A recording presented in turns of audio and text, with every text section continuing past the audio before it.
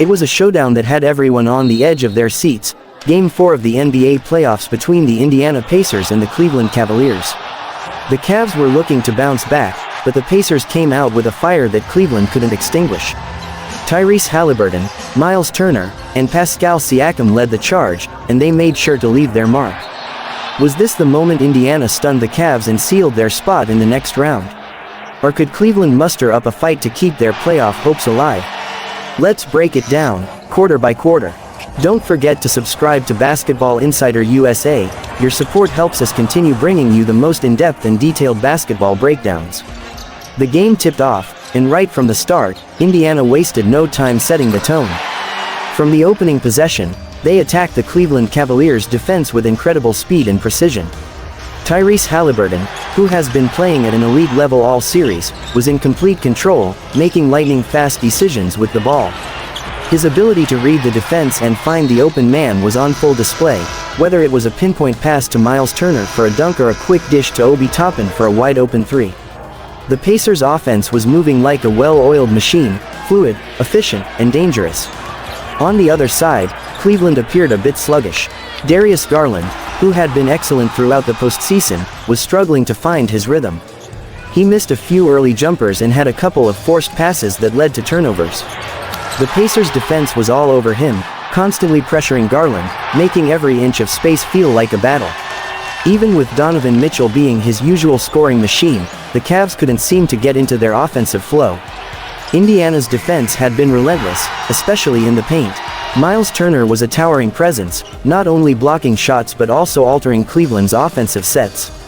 Whether it was contesting shots or forcing the Cavs to hesitate, Turner was everywhere. And while Turner was locking things down in the paint, Toppin was doing his part on the wing, staying active and forcing bad shots with his length and agility. The Pacers' offense, though, was all about pushing the ball. They weren't content to sit back. Every rebound was an opportunity to run, and they capitalized. A pair of quick three-pointers from Siakam, one off a fast break and another in transition, pushed the Pacers' lead up to double digits early, and Cleveland was left scrambling. By the second quarter, it was becoming clear that Indiana was in full control. Pascal Siakam was on fire, hitting from all areas of the floor.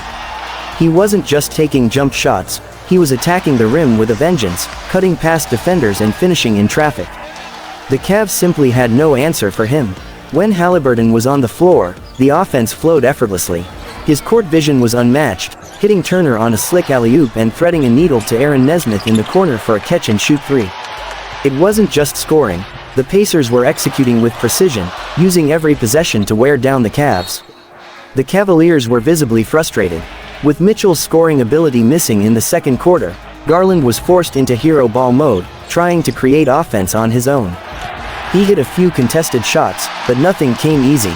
Myles Turner's defensive presence was smothering him, and the Pacers knew they had to exploit that mismatch. Every time Garland tried to drive, Turner was waiting to challenge, and the help defense from Toppin or Obi made it even more difficult for the Cavs to get clean looks. Cleveland's offense began to look more disjointed. They couldn't get easy baskets and were forced into bad shot selections. Jarrett Allen and Evan Mobley, who had been reliable throughout the season, couldn't find a way to impact the game. Despite their size advantage, the Cavs were getting outworked in the paint, as the Pacers were aggressive on the boards. Indiana's hustle was evident. They were getting second chance points off offensive rebounds and pushing the ball every chance they got. As the quarter wore on, Cleveland was in deep trouble. Haliburton nailed a couple of threes, and Toppin's transition dunks made it feel like Indiana's lead was growing by the second. By halftime, the Pacers had extended their lead to a comfortably large margin, and the Cavs were looking like a team on the brink of being swept. After the break, it seemed like Cleveland might be able to regroup. But Indiana's defense was just too much. Myles Turner continued his dominant performance in the paint, sending back shots and controlling the boards.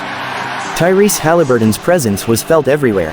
Whether it was starting a fast break with a perfect outlet pass or using his pull-up jumper to keep Cleveland on their heels, he made it look effortless. But the most noticeable difference was how Indiana's offense was always in sync. Siakam was playing like a man possessed, hitting pull-up jumpers, creating plays for teammates, and even diving for loose balls. Toppin's energy was contagious, and his athleticism showed as he scored in a variety of ways, including another impressive dunk off a fast break, adding more to the Cavs' misery. Every time Cleveland got close, Indiana would answer with a quick 5-0 run, pushing their lead higher. Meanwhile, Cleveland's struggles continued. Mitchell was still sidelined with his injury, and it was clear that the Cavs couldn't replicate the scoring punch he brings. Garland kept trying to force the issue, but it wasn't working. His frustration was evident as he missed contested shots and got into bad situations with turnovers. Mobley and Allen were both neutralized, unable to impose their will on the game. The Pacers' defense had been relentless, never giving Cleveland an inch. The Pacers were no longer just holding their lead, they were pushing Cleveland to the brink. With every pass, shot, and defensive stand, they showed the basketball world that they were ready to move forward. By the fourth quarter, Cleveland's fight was over. Indiana's confidence was at an all-time high. They moved the ball with ease, finding the open man and scoring with clinical efficiency. Myles Turner had already put together an incredible performance, but it was Siakam who delivered the final blow, hitting a three-pointer from the top of the arc with a defender in his face, and then following it up with a fast break dunk that silenced the Cavs' faint hopes of a comeback.